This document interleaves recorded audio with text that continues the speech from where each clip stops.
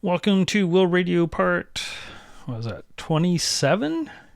Intensity Revisited to Nerd Out or to Not Nerd Out. And Brenner, a few topics here. It's episode 196 of Will's Guide to Programming Languages, Programming, Computation, and what have you. Today is June 21st, 2025. It is a Saturday, and it is 9:36 p.m. Early for me.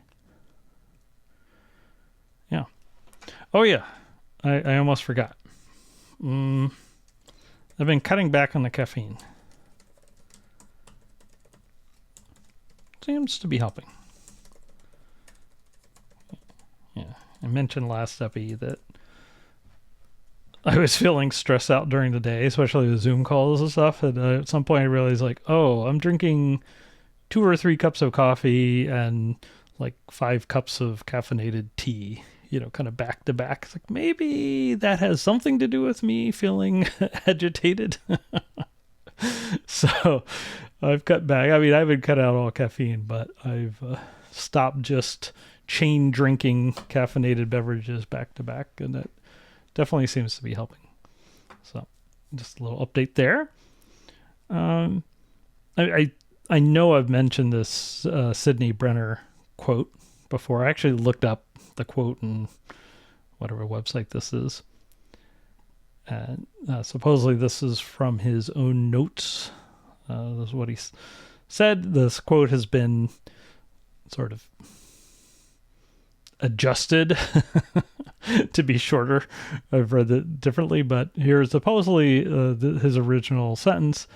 I will ask you to mark again that rather typical feature of the development of our subject, he's talking about biology, how so much progress depends on the interplay of techniques, discoveries, and new ideas, probably in that order of decreasing importance. Okay, so the idea really is that techniques lead to discoveries. New techniques can lead to new discoveries, which lead to new ideas. That's more like the order in which things happen, at least in terms of importance, and it may also be sort of the causal aspect of as well.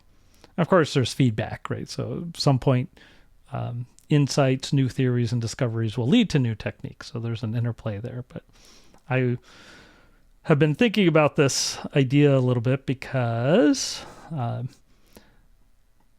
been playing around quite a bit with constraint logic programming with the domain of set constraints. So I've been working with Nada Min, her student Rafi Sana, and we've got Rafi's implemented a nice version of CLP set that works with faster minikenrin, which is like Michael Ballantyne's version of minikenrin that's faster and has a nice set of constraints in it that are useful for writing interpreters and type inferencers and that sort of thing. And now we have set constraints. And these are hard to get right. So they're, both Nada and Claire Alvis came up with set constraint implementations 12, 13 years ago because I was trying to implement TAPL, types and programming languages, and it I couldn't. I immediately ran into the need for sets. And it's okay, this is a problem. Using lists to represent sets directly in minikenrin, if you don't actually have set constraints, it's kind of a nightmare, especially when you want to run backwards. And the whole point of sets is that the ordering shouldn't matter. So as soon as you go to lists, now the ordering matters. And when you don't have a list that's ground, could be a logic variable representing a list or part of the list, then talking about membership or non-membership, starts getting tricky. So, or also you have to worry about permutations and all this stuff. You really want a constraint solver to do that work for you if you possibly can. So both Claire and Nada implemented versions of CLP set, 12, 13 years ago. And that got me unstuck for a while. But at that time I didn't, what I really wanted, and I didn't know it at the time probably, was I wanted something like faster mini-Canron with set constraints and maybe some other types of constraints as well. So finally have these set constraints integrated with faster mini-Canron, and have been having fun. I mean, it took a while to kind of get it all right and debugged and all that, but now it seems to be working. As far as I can tell, I'm pretty good at breaking implementations of things. So far, I haven't found any problems, and just been having fun. It's like, oh yeah, wow, all of those problems that I had been stuck on, get to go back and revisit all of those. So, and also kind of learning what doesn't seem to work. Like I thought sets would be a nice way to represent environments for an interpreter written as a relation. And as far as I could tell, that's not really possible to do it the way I wanted. So there may be other constraints that we could implement that would be more applicable for writing, for creating or representing environments, or that sort of thing.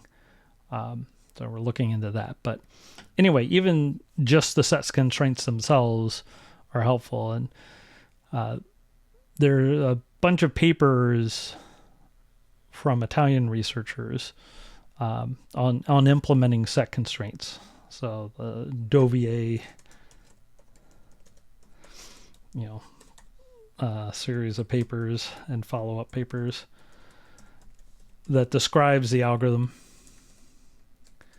So that's the algorithm, or some of the algorithms, and it also has support for what else? It has support for list constraints and multi-set constraints, and something called compact list constraints, which I haven't quite understood why compact lists are useful or interesting.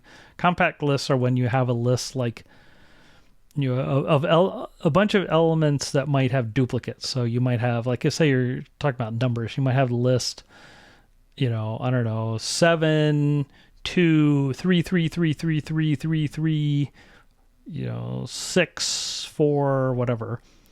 And those duplicate threes right next to each other, you want to treat that equivalent to having the same list, except only one 3 instead of multiple 3s. So it's like a run of more than one element.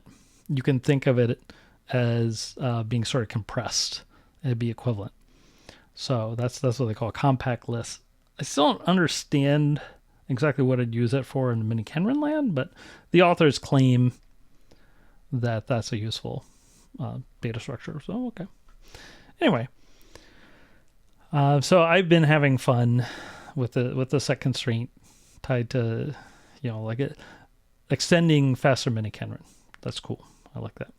So, and that's, one of the things that's gotten me excited about is going back and revisiting the that work I was trying to do 12, 13 years ago on implementing essentials of programming languages, that PL textbook, or TAPL, types in programming languages, or Dan Friedman's C311 course at Indiana, all these sorts of things.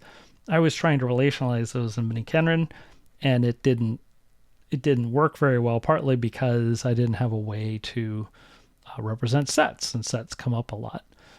There's some other things like representing environments. Now I know some tricks, like Darius Bacon, wrote me this nice email pointing out that with the subcento constraint, you can represent environments instead of association lists. You can use 2 separate lists, one sort of like a key value store. One's the variable names, and one's the values bound to them in the environment. And then you can use the subcento constraint on the keys to say that a variable doesn't appear in that list. I had played around with that a long time ago, but it hadn't really occurred to me that could, like how important that could be. So when Darius emailed me, it's like, oh, okay, Darius had some cool tests showing that's really useful. So that's worth revisiting. And now that we, can implement the environment's a little nicer, we have the set constraints, maybe we'll have some more of these constraints. So that makes me want to work on that again. Another thing, I've also been working on some other projects with other collaborators related to mini-Kenrin, which I'm not even going to get into right now. But I've been doing lots of mini-Kenrin thinking, and that's gotten me very excited. And that's also spurred me to wanting to write on the book again, the Imperishable Wonderland of Infinite Fun. And in particular, the idea that I could implement something like EoPL or TAPL or the C311 course in mini-Kenrin, like that's something I've wanted to do for more than 20 years, is implement C311 and mini-Kenrin. So this new data structure makes a lot of things I've been stuck on, sort of plausible. And these other data structures that you can get from this algorithm, and maybe environment style constraints, that combination could make it possible to at least do a big chunk of C311 or EoPL or TAPL in a nice relational way. So, mini-Kenrin, there's really only been one data structure, which is the pair. Okay, we have pairs and lists, and that lets you build trees. But while that's helpful, like I said, if you have to use lists to represent sets, there are some problems, especially when you don't know what the list is, because it's represented by a fresh logic variable, or you only know the prefix of the list, or stuff like that, right? So you could do it, but our experience has been, at least certainly my experience has been, if you know that those are sorts of operations you want, you're almost certainly better off having constraints. And one of the nice things about how we've tried to set up mini-Kenrin, in my opinion, is that we've tried to avoid having to put domains on the variables. So in some languages, some approaches, you have to say this variable has this type or this domain or this sort, like in logic programming. Sometimes you have like many sorted logics. I'll call them a sort. It's like a type. So like this variable has a sort. And you can see this in, say, for example, nominal logic programming in alpha Kenrin, where we have sort of two types of things that look like variables. So we have like regular mini-Kenrin logic variables. And then we also have these atoms or noms from nominal logic, and you have to keep those apart. Okay. And you very quickly will find out that it's hard to keep them apart and declare them in all the cases that you would want to, especially when you're trying to do program synthesis. And that probably leads you to needing things like equivariant unification, all that. So, there are conceptual reasons, algorithmic reasons why in nominal logic programming you have to keep those things apart. And a nom or an atom isn't really a logic variable. It's a different sort of beast. It's like a name, like a placeholder for a name. However, the point is, like, you can unify your logic variables with noms. You can use noms in certain places, but you can't just put a mini-Kenrin logic variable everywhere that you can put a nom. And that causes some serious problems when you're trying to do synthesis. You don't even know what your program is. Like the program could be represented as a fresh logic variable. So anyway, we've tried to avoid that. So faster mini-Kenrin, those constraints don't have any sort of necessity of saying what the domains are, and same with CLP set. It's a very nice feature. I think that was in the original Dovier paper as well, or series of papers. So that's a very nice thing that, and Rafi's figured out how to integrate those set constraints with the other constraints in faster mini-Kenrin. So that's really cool. So I've been having a lot of fun with that. And, that, like I said, that makes me want to work on the book again, The Imperishable Wonderland. I've been really annoyed with myself that I haven't been working on the book. And on a Thursday, like Thursday night, I was like, come on, well, you can do better than that. Why aren't you working on this book? And every once in a while I go through my notebooks. I've got notebooks going back for years talking about this book, yeah.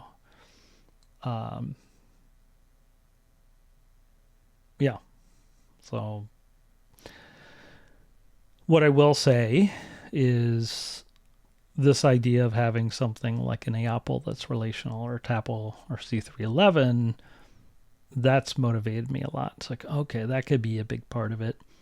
And this idea also of writing a book as a letter to your ideal reader, which is what Stephen King has talked about, and also Gödel Escher Bach started out as a letter from Doug Hofstadter to a friend. So I've started again. I don't even know how many attempts this is to start this book, but that's okay. Reading Stephen King's On Writing also gave me some hope, and reading about some other authors, starting books and then finish, or starting a screenplay and then putting it away for years, or starting a story and, putting it away. Actually, that was one of the things Stephen King talks about, is he had a story he submitted, I think it was to Asimov's science fiction, and got a note back saying, yeah, this is pretty good, but it's not really our thing. And then once he became famous, he cleaned it up and resubmitted and got accepted. And he said something like, editors are less likely to say this isn't our sort of thing once you become famous, which I thought was a good insight. So anyway, I've started again. And I'm trying to have a spirit. There's this great book called Impro, about improvisation. IMPRO. So I'm trying to keep that spirit of experimentation and, sort of the improvisation rule of yes and instead of saying no but. So what if I just wrote that way? Well, in particular, this kind of thing where it's like, oh, okay, I can actually make progress doing this sort of thing again. That really excites me. So, just having this new data structure, going from one data structure to two is a big deal. That's all I could say. It makes it a big deal when you have a second data structure. Hopefully we'll have some more soon. Anyway, that's been inspiring me, and I've been a colleague and friend has recently said that I am very intense, or I'm intense right now, because I keep thinking about this stuff, right? And I guess in some sense, when I'm at my healthy intense, it doesn't feel that intense to me in a way. It just feels like I'm playing, like, ooh, I wonder if I can do that. Ooh, can I do that? Right? It doesn't feel like what I hear interviews or with people who played against Michael Jordan. Like, that's a different type of intense. And I could be like that, probably not for very long. I don't think that's probably good. I don't think I do that well. But anyway, but I have a different type of intensity, which is just thinking about something like Minnie Cameron relational programming for a long time. So that's a sort of intensity. I guess the intensity there is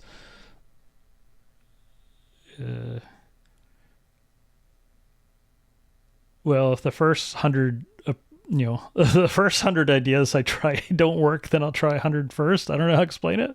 Other than that, is like, okay, well, let's try this. Okay, that didn't work. Let's try this. Let's try this. Let's try this. It's like the Richard Feynman thing with on how to appear to be a genius, which I've mentioned at least a couple times, I think, which is have 20 problems and 20 techniques that you carry around with you, right?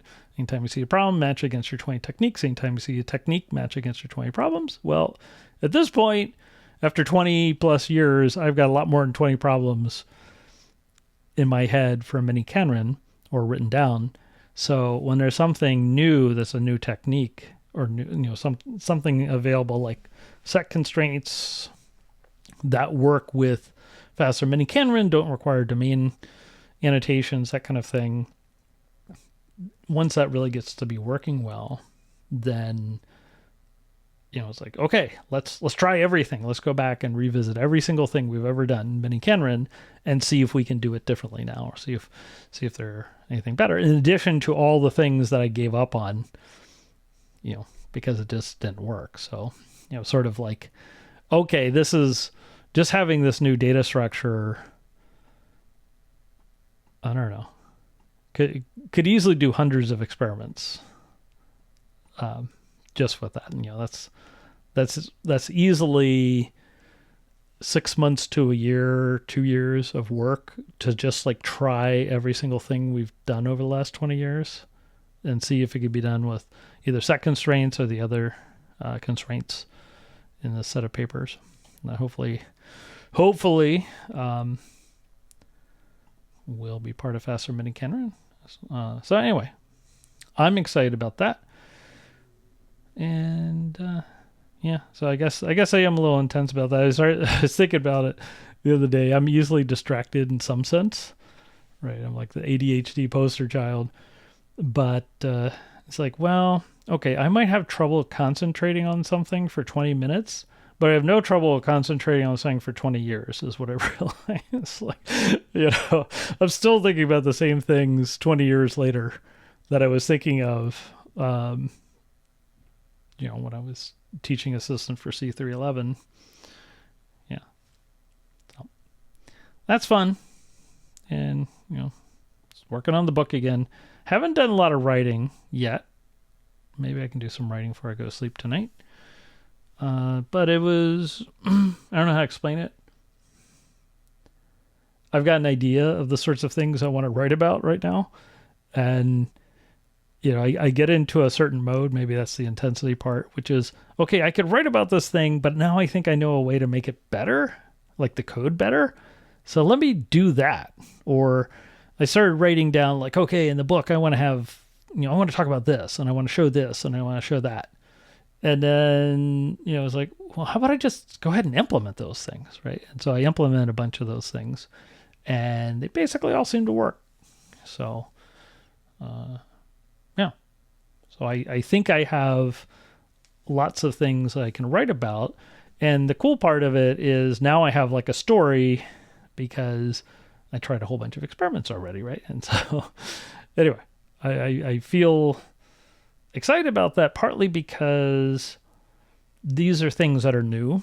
I mean, these are old problems that I've tried over and over again to solve, but now I've got like a new approach. So thank you, Rafi. Thank you, Nada. Thank you for the team of researchers in Italy that's done all this work. So that's great. So anyway, I have started again. I'm not going to show anything right now. I'm going to write to my ideal reader, like Stephen King recommends. We'll just see, but I have started again, so I'm excited about that. In thinking about this, I guess also this comes with the intensity and everything else. Writing a book, like writing the Reason Schemer books, that was very intense, especially that first edition. It took just like an unbelievable amount of time. And when I was working on that with Dan and Oleg, and then Dan and Oleg and Jason, there wasn't a whole lot of time to do anything else. And so now, I've got my regular job and I'm playing around with set constraint stuff and some other mini Kenran things. And I'm trying to make progress on this book, and I'm trying to make videos, right? Like I haven't made a bronze to a GM video in a little while. And, the same thing as always, which is I feel like I want to do many things, and there are many things I care about. I can't do all of them at once, but what can I do at the same time? And I was feeling kind of bummed out today, early this evening, because I was thinking, okay, well, I've made actually a lot of progress on some mini Canron related things and on thinking about the book. And, now I'm working with these colleagues who are doing really cool stuff. And I mean, not now, that's been going on a long time, but what I mean is like, it feels like recently there've been some interesting developments where I'm having access to techniques that seem to be working well. And that's fired me up. So that's cool. And, been hacking mini Canron. Work's been pretty intense. That stuff's great. Trying to get into the book again, making this video right now. At the same time, it was like, well, yeah, but I want to learn Japanese, right? And I want to learn Brood War or do something with StarCraft Brood War and music. What about music? I got a keyboard set up right here behind me that I haven't played but for 5 minutes in the last 3 months or something. What about drawing? All those sorts of things.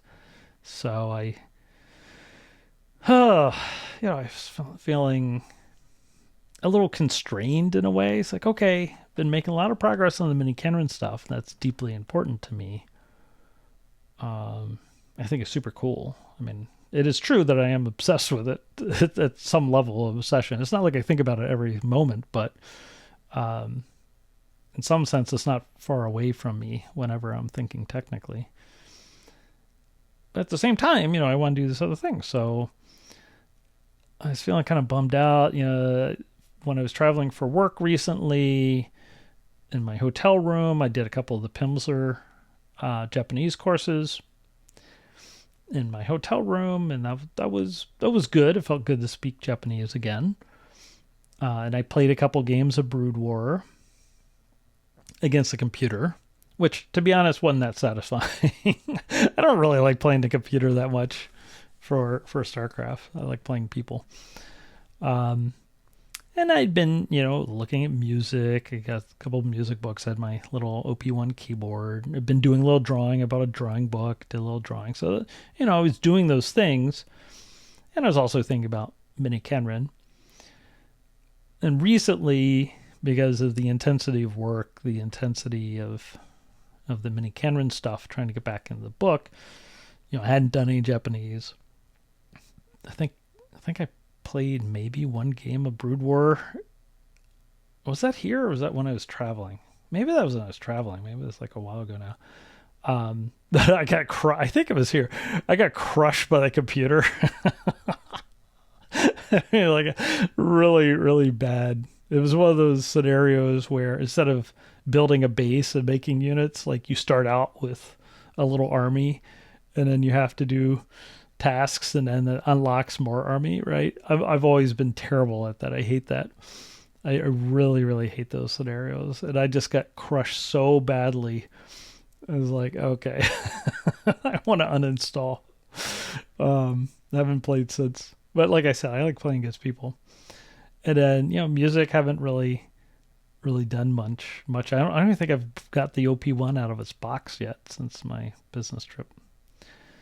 So, our work trip. I mean, it's not, you know what I mean, research trip. Haven't really done much drawing. I've done a little bit of drawing. So tonight, I was thinking, I did a lot of good mini Canroning work, but, do I just not do Japanese? And I went on a walk. I walked to a used bookstore. It's a nice day out and got a nice analog book. But at the same time, I was thinking, do I try to do some Japanese? Like, what do I do? Do I try to make a video? I mean, I was also feeling a little constrained, like I hadn't made a video. So I came back and I thought, instead of Yeah, I still hadn't decided, but then I was like, in the amount of time I've sat, I've worried about doing, Japanese for the Pimsleur, I could have just done it. It's like a 26-minute or 30-minute. I guess it's around 30 minutes. Like I could have just done it. So I just did. I did a Pimsleur. And the thing that I've been trying to do, put it down here, is just make it fun, because the Pimsleur course has some nice things. Like, at least I find if I go through the Pimsleur, I can actually use it in a conversation. But it has been accused of being boring, and there is an element of that. So I've been making funny voices, partly inspired by a YouTube video series I saw by a German guy, or is it from Germany or Austria, and he always talks like he's a samurai or something so I've been having fun with that. So anyway, I did a Pimsleur.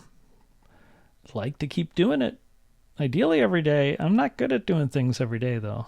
That's something I've learned, but I do want to speak Japanese. So I did that. And then here's a video. Another thing is that I got this book, The Siren's Call. I got this a while ago from Chris Hayes, and it talks about cell phones and smartphones and the attention economy and the attention capitalism. I certainly have heard the phrase surveillance capitalism, and I'm familiar with that, being a computer programmer. But this idea of attention capitalism, which I maybe have heard that phrase before, but that's really what this book's about. And the Siren's Call is really, I guess, calls doing a lot of work there, like your phone, right? The smartphone in particular being very addictive, and having giant companies, try very hard to capture your attention in various ways, which obviously I'm aware of that, working in technology and paying attention to media. But I thought this book was interesting.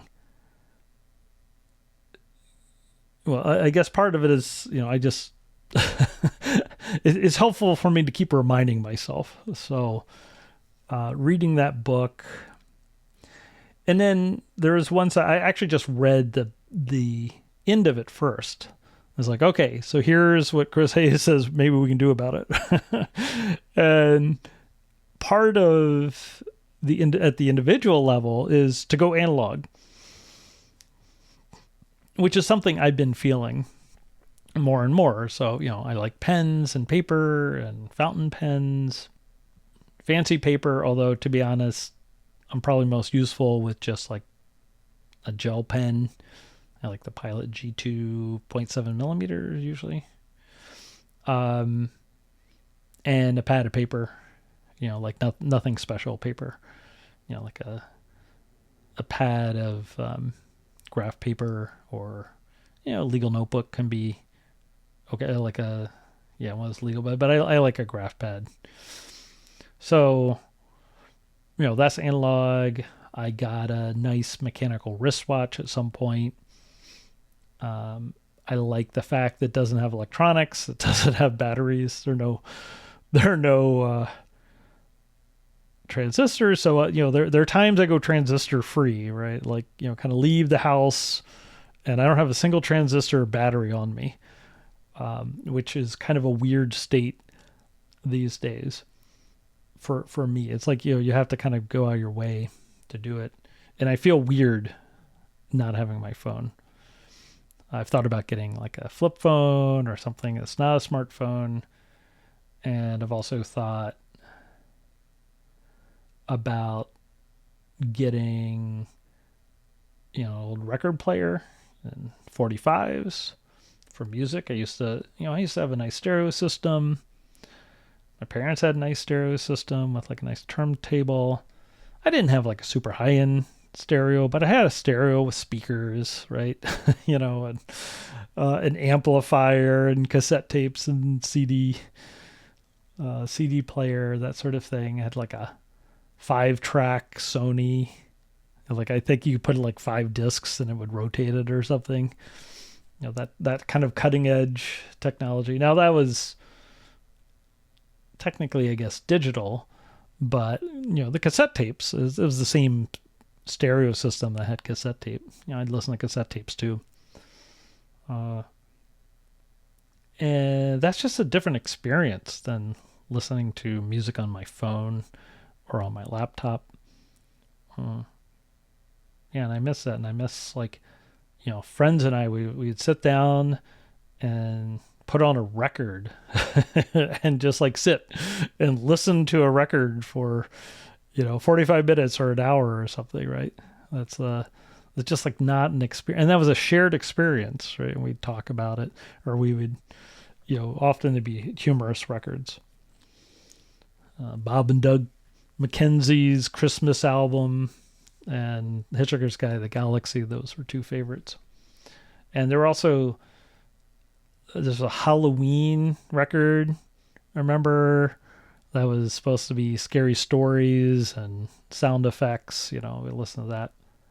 And there was a record of science fiction soundtracks that was great, stuff like that. So that was different. That was a listening experience. It was analog, and there was something about, like you were in a physical space, and you'd also often be in that physical space with other people listening to it.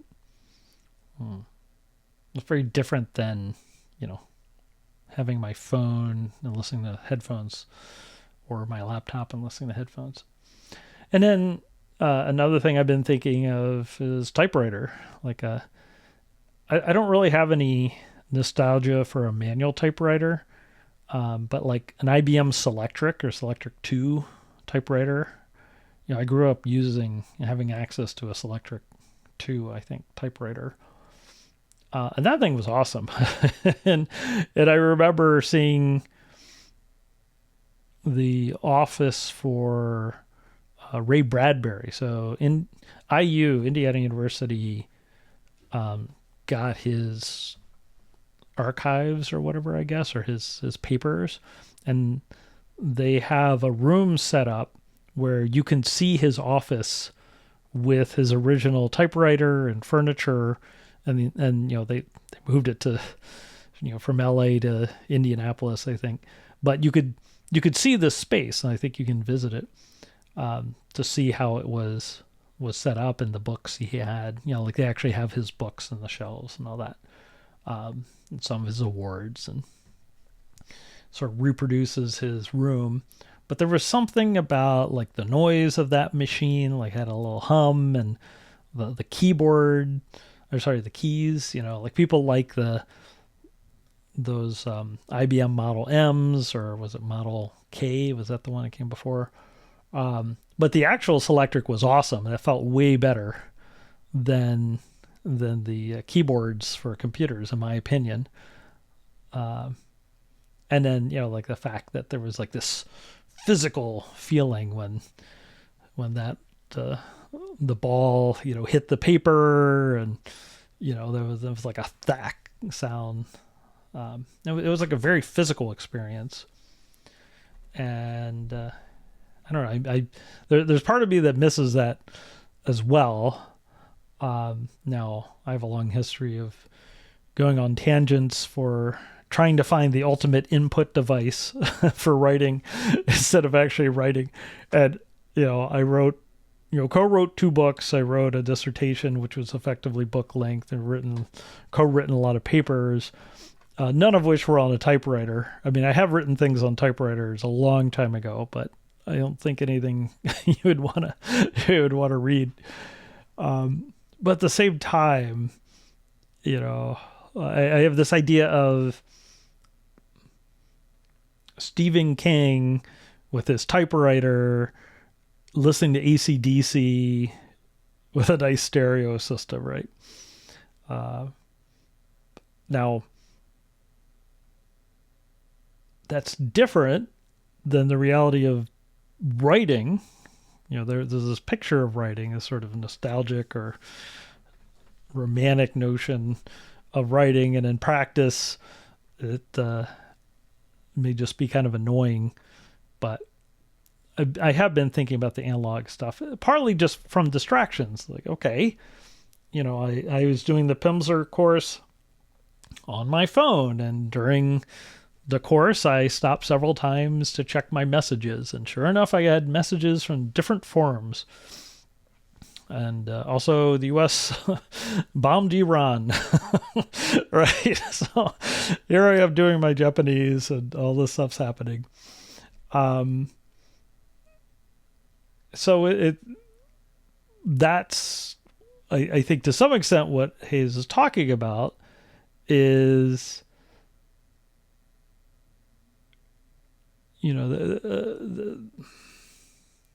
how do you avoid that?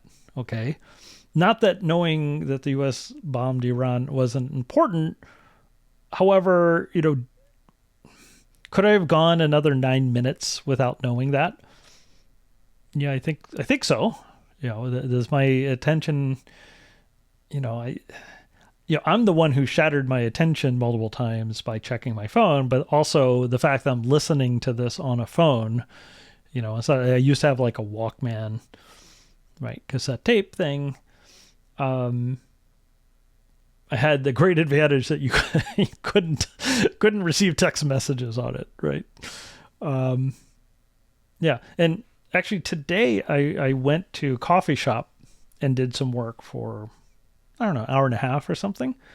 Normally don't work at a coffee shop, but I actually went and I had my computer, and I worked, and it's a coffee shop that doesn't have Wi-Fi. I can connect via my phone, all that, but I didn't. I just, I knew I was working on some things that I didn't need internet for. And I also wanted to think about the book and all that. And I was just like shocked at how much I got done, how quickly I did. It's like, I could still check text messages on my phone. But anyway, this really bothers me, increasingly bothers me. And this book, I think, is also a reaction to that from someone who, probably close to my age, maybe a little younger, who also remembers, living in a time where we didn't have social media on our phones at all time. So I just,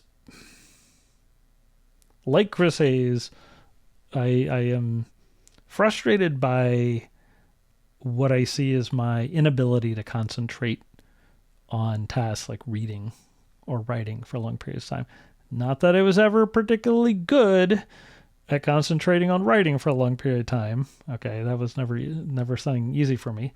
But for reading, like the Lord of the Rings, I was just thinking about that. I think I've read Lord of the Rings like 50 times or something. I'm not sure. A lot. I used to read that 2 or 3 times a year. And I was thinking, okay, how many pages is that? That was a lot of pages. And when I was reading The Lord of the Rings, I didn't have to, no one had to entice me to start reading again. It was more like, oh, I got to go to the bathroom. It's so annoying, but I'll take the book with me. That type of thing. I just didn't want to stop reading. And when I was reading Game of Thrones, and really got into that was a similar sort of thing. Or a couple Neil Stephenson books I started, and I basically just read them all the way through, even though they're like 800 pages. And I'm like, okay, I should have gone to sleep, but I just couldn't put it down. I find that much harder now than in the past. It really has to be a remarkable story to grab me. So, for me, YouTube's really the big thing.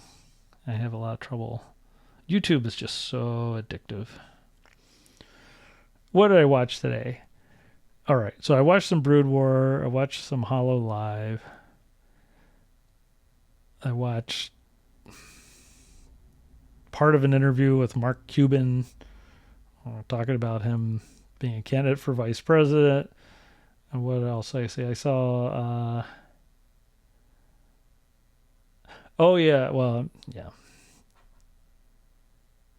watch some videos about the ongoing unpleasantness. But I also watched a video about people in Pakistan at like some family-owned business making giant gears for big machines, and through pouring iron, steel, and making this in very low tech way with sand casting. It was really fascinating, and the video was fairly long. It was like 20 minutes or 25 minutes. But it's like, wow, okay, they were able to accomplish that with,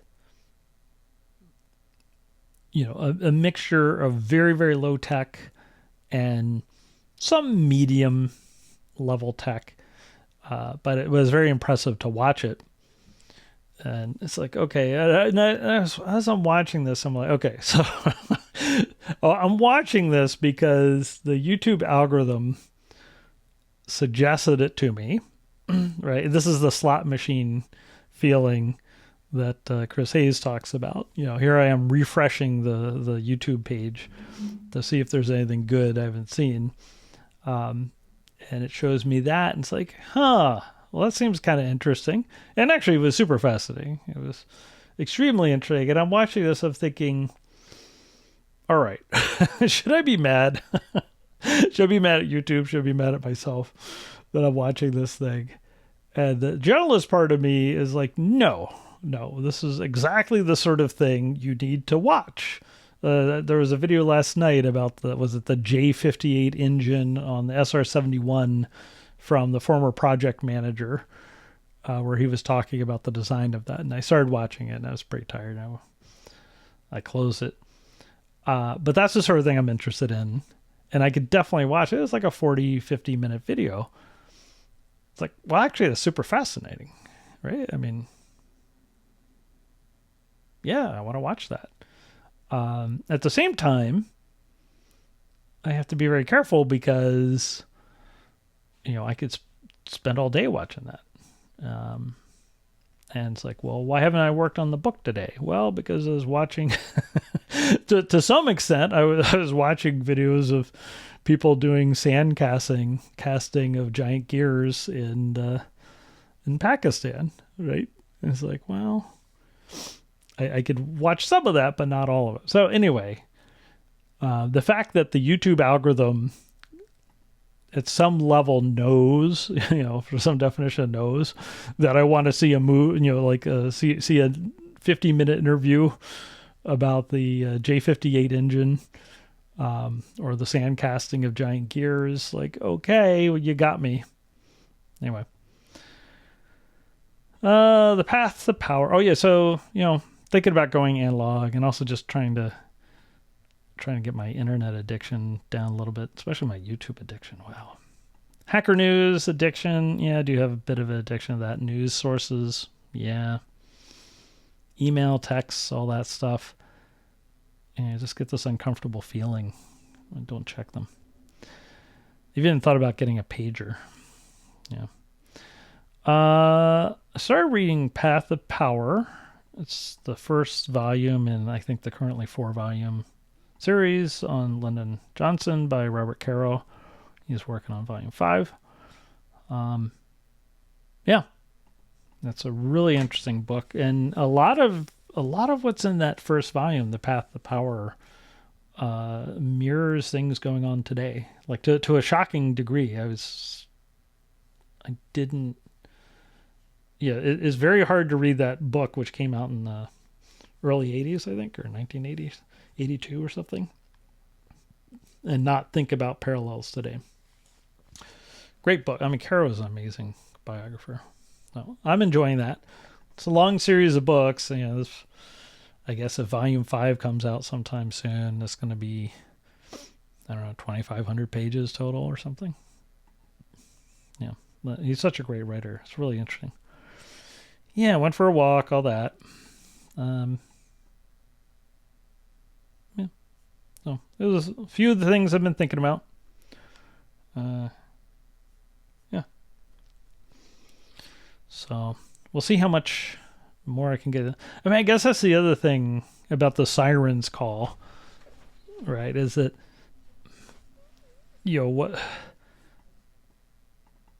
me not studying Japanese,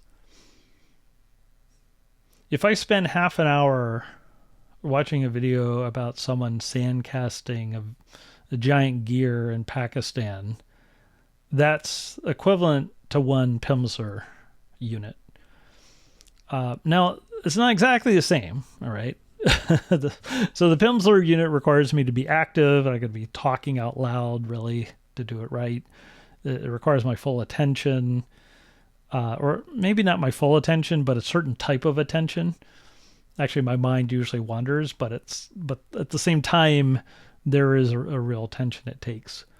But in terms of time, yeah, it's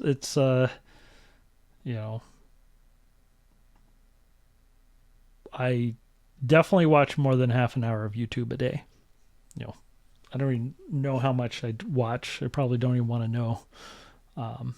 But to a first approximation, that's the answer to, why don't I spend more time doing Japanese and playing Brood War and doing music and drawing, because I'm watching YouTube is the actual answer. So,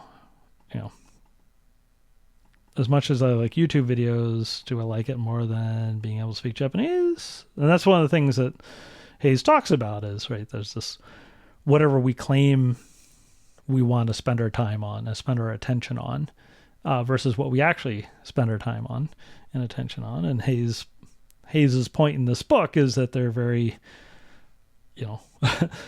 very sophisticated companies and psychologists and all these people who are trying to capture your attention in certain ways, right? They want your attention. Attention is, the big resource of the 21st century, he says, which I think is largely true. It's like, yeah, data is important, but actually it's your attention that people want for advertising, for political reasons.